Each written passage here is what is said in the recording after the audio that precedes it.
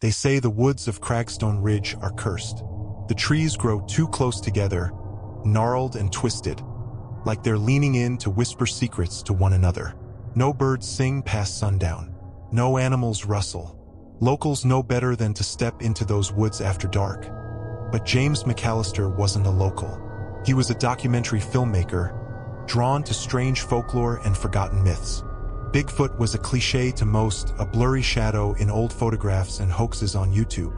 But Cragstone's legend was older. This wasn't some gentle forest giant. This one tore hunters limb from limb and left their bodies in ceremonial circles. Locals called it Skookum. Not a name, more like a warning. James had come prepared. Trail cams, motion sensors, heat detectors. He set up camp near a place the locals avoided. Devil's Hollow, a deep sinkhole surrounded by towering pines. Place ain't right, the gas station clerk had warned. Trees grow too fast down there. Ground soft, like it's breathing. By midnight, his cameras were up and recording.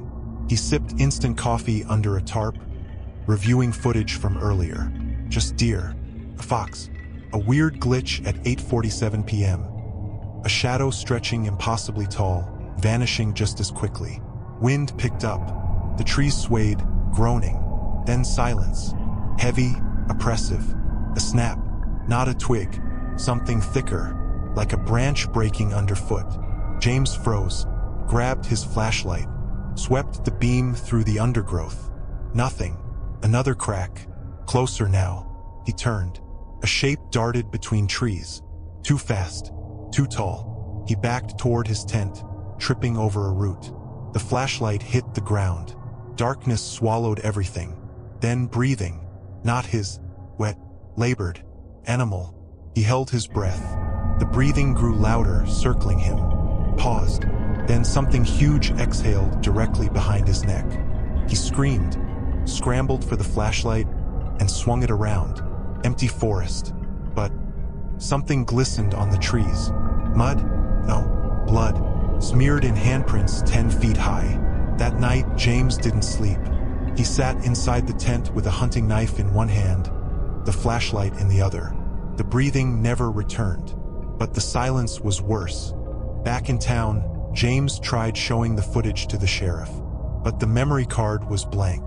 Static. As if something had wiped it clean. He posted on forums. No one believed him. They said it was a marketing stunt. A week later, his YouTube channel was deleted. Every hard drive he owned was corrupted. All backups gone. Then the dreams started. The woods, the den, the smiling face. Sometimes he'd wake up with mud on his feet, pine needles in his sheets. Once he found a deer skull in his bathtub. He moved, changed his name, tried to forget, but the forest didn't forget him. Last Thursday, a ranger found James's abandoned car near Cragstone Ridge.